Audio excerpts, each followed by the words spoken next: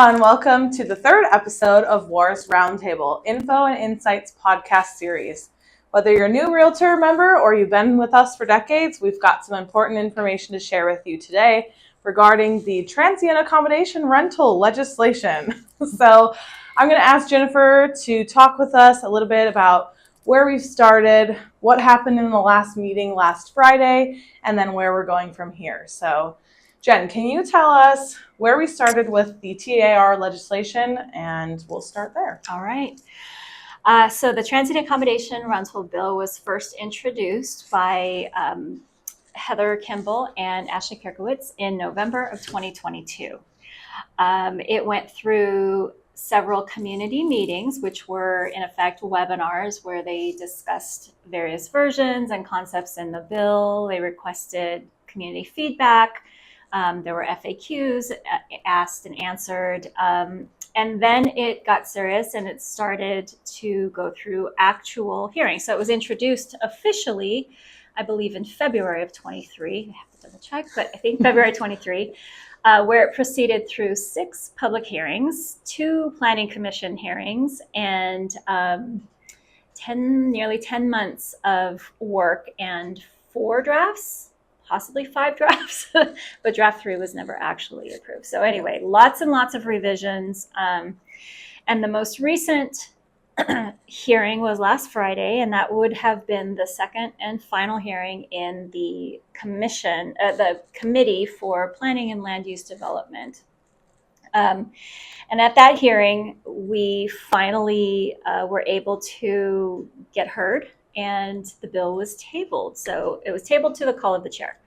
The discussion in last Friday's hearing was centered around some concern about how long this bill had been moving through this process, how many times it had been revised. Several council members expressed confusion and frustration with just simple understanding of the bill, how complicated it had become.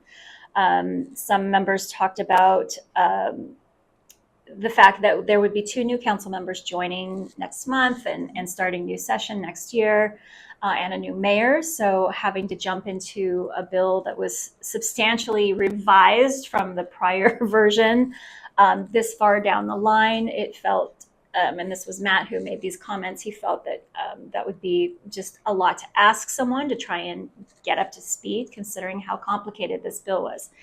So ultimately, Ashley Kirkowitz made a motion to table the bill to the call of the chair.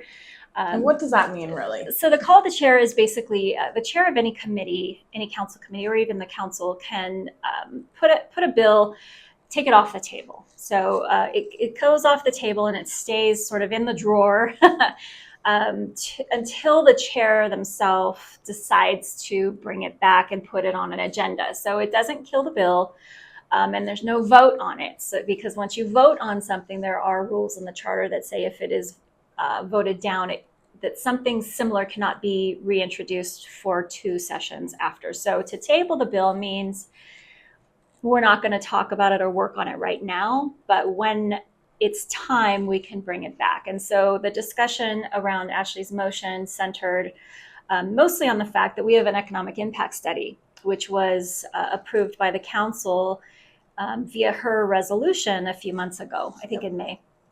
And the resolution had a number of things that all of the council members had indicated they wanted to learn to understand the impact this bill would have. And it was scheduled to be produced and returned back to the council in February of next year. Now we've learned that that's an aggressive date. I don't think it's going to make it to that date, but we are hoping that it's at least pushed back until the end of 2025.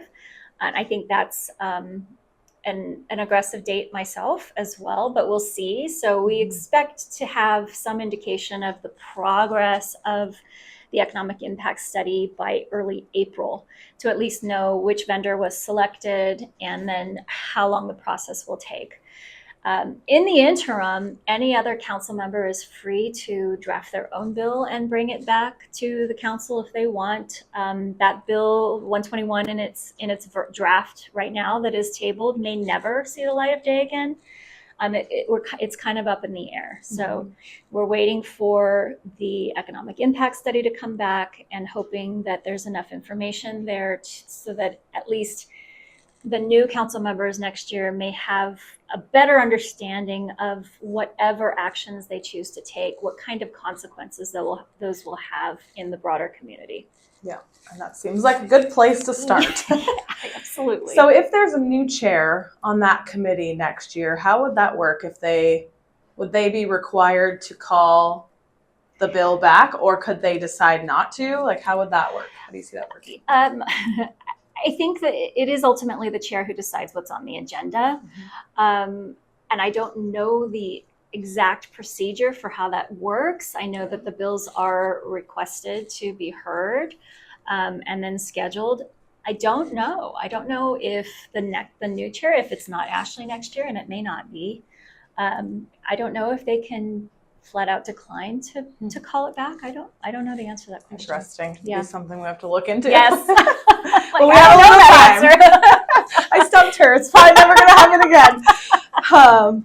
But it's a good place to start. And I think where we are right now and all the work that you and the committee and both joint committee have put in has been tremendous. So I just want to thank you for that. And well, the work doesn't stop. No, it's not over yet. It's not over yet. But we got to start somewhere, and hopefully we can, moving forward, get a better bill. Yes.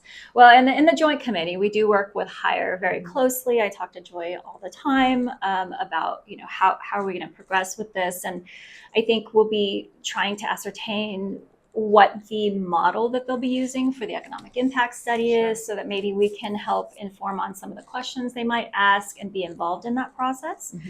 And then, of course, tracking it and talking with our council members and finding out, how they're feeling about what's going on, and just continuing to advocate for the industry, for our clients, for our membership, to make sure that whatever comes back, when and if it does, our voice is heard. So we keep working. Yes, we will.